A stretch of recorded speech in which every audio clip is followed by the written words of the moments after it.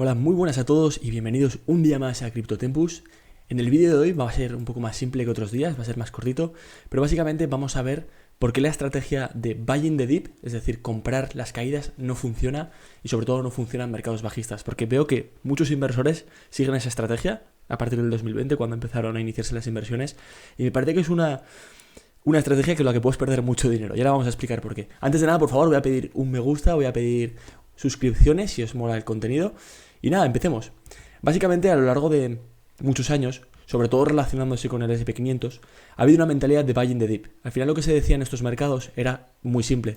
Era, si históricamente el SP500 nos ha dado un 6% de retorno anual, porque si miramos desde los años, por ejemplo, 70, 80, no ha parado de subir. Ha sido una gráfica que siempre subía. Con sus caídas momentáneas, pero que siempre subía, ¿no? Entonces la gente tenía la mentalidad de, no, pues yo voy comprando el dip y poco a poco voy subiendo y va creciendo mi posición, ¿no? De capital.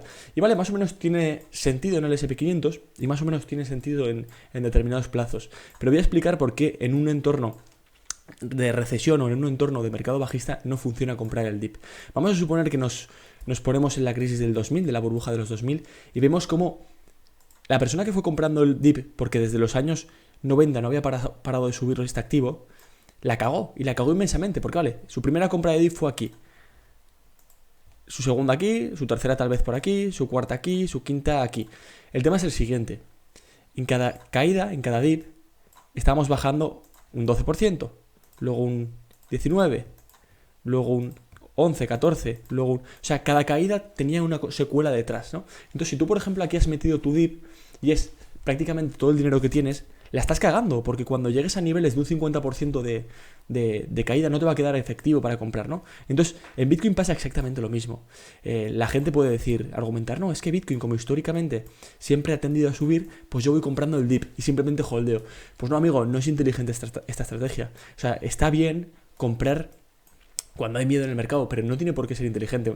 Escuché un montón durante el bull market pasado, en plan, sobre todo mayo, sobre todo las zonas de enero, o sea, durante el último bull market, el de 2020-2021, escuchaba muchísimo el, no, yo compro el dip, yo compro el dip, yo compro el dip. Yo, por ejemplo, aquí compré el dip en enero del 21, ¿pero por qué? Porque veníamos de estar en un mercado alcista.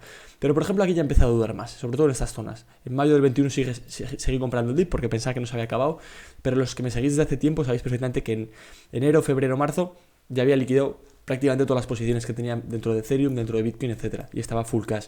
¿Por qué? Porque cuando empieza una recepción no es inteligente comprar el dip. Si tú compras el dip aquí y luego te sigue cayendo y sigues comprando, va a haber un momento que estés inefectivo, va a haber un momento que no te quede más para meter en el mercado. Y eso es un problema, amigos, porque si desde el tope estamos ya en una caída de un 73%, quiere decir que si hemos ido comprando el dip y hemos hecho una media, por ejemplo, pues de compra de DCA aquí en los 34.000, quiere decir que desde esos 34.000 hasta el mínimo más bajo que estamos ahora, estás un 44% abajo en tu inversión. Por mucho que hayas hecho un DCA de compra. Y quiere decir que si ahora te cae a los 13.000 y supongamos que te queda efectivo para seguir comprando, ¿vale? Y compras tu última orden en los 11.000, si caes hasta ahí, tu media más o menos va a estar, pues sí, en los 23.000, pero aún así estarás un 50% abajo. Por eso no es inteligente ir comprando el dip con DCA. Es interesante el DCA si metes cantidades pequeñas, pero por eso hay que estar tan atento a los macros, por eso hay que saber qué es lo que está haciendo la Fed, qué está haciendo los tipos de interés, cómo está yendo el desempleo, cómo está yendo absolutamente todos los indicadores macro del mercado, porque el DCA es una estrategia mucho más inteligente, desde luego, que meter todo tu cash, meter todo tu dinero. Imaginar que yo tengo 10.000 euros, Bitcoin está en 68.000, de repente cae a 35.000 y digo, ¡buah! Meto todo. Desde luego es mucho más inteligente ir metiéndolo de forma escalonada, pero tampoco es inteligente meterlo de forma escalonada, sin cabeza y sin contar con los macros. Siempre es mucho más importante tener una reserva de cash, porque hay dos escenarios posibles. Yo prefiero mucho más y soy mucho más partidario del escenario de comprar cuando las cosas ya han empezado a subir. Imaginaos que hemos visto el mínimo en 17.500 y las cosas empiezan a subir, ¿vale? Y de repente estamos en 28.000. Y ya, pues se ve que los macros han cambiado, el entorno macroeconómico ha cambiado y parece que empezamos pues un mercado alcista. Prefiero comprar con ese delay de precio, con ese retraso en el precio, es decir, habiéndome perdido el potencial de haber comprado en 19.000 y estar comprando un 50% más caro, prefiero muchísimo más eso que la barbaridad que es empezar a meter que no te quede absolutamente nada de efectivo y estar comprando a partir de los 11.000, por ejemplo, ¿no? Cuando ya tienes un 60% abajo tu cartera. Prefiero mucho más. Yo personalmente me parece que es muchísimo más doloroso ver una pérdida de tu cartera del 50, 60, 70%, que al final es pérdida de poder adquisitivo que estás teniendo tú, que, pues, oye, estoy ganando menos, pero por lo menos tengo poder de compra. Entonces, esto lo digo para que cada vez que penséis en comprar altcoins, por ejemplo, os pedís antes una ducha fría. Cada vez que penséis comprar Bitcoin con todo lo que os queda o con gran parte de lo que os queda, pegaos una ducha fría.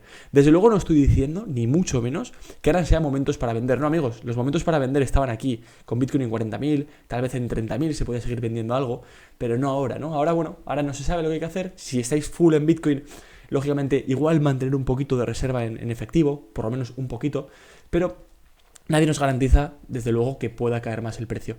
Entonces, como los que ya me seguís desde hace tiempo sabéis perfectamente que llevo todo el año diciendo que acumuléis efectivo, que el efectivo es lo que os va a dar poder en épocas de recesión, sobre todo en épocas donde el mercado sigue cayendo. Y esa es un poco la estrategia, ¿no? Entonces, por eso no es inteligente el DCA, y sí que es inteligente el DCA por niveles de riesgo, ¿vale? Por niveles de riesgo. Por ejemplo, lo más inteligente es, si tienes, por ejemplo, 100.000 euros, vamos a poner, es pues ir invirtiendo por aquí 10.000, ¿no? Por aquí otros 10.000. ¿Sigue cayendo? Otros 10.000. ¿Sigue cayendo? Otros 10.000. Igual aquí 20.000, por ejemplo, ¿no? En zonas de los 20.000. ¿Que sigue cayendo? Venga, otros 20.000. ¿Que sigue cayendo? Otros 20.000. O sea, el DCA tiene que ser progresivo. Tiene que ser a más cae, mayor cantidad voy metiendo. Pero progresivo.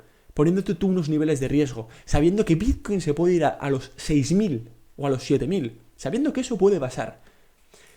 Que luego llega a los 15.000 y a mí aún me queda un 30% de efectivo. Y luego a partir de aquí empieza a rebotar. No pasa nada, no pasa nada. Sigues siendo un 70% dentro del mercado. Con una potencial pérdida de tan solo un 30%. No estás un 60% abajo, que estaría si hubieses hecho un DCA normal.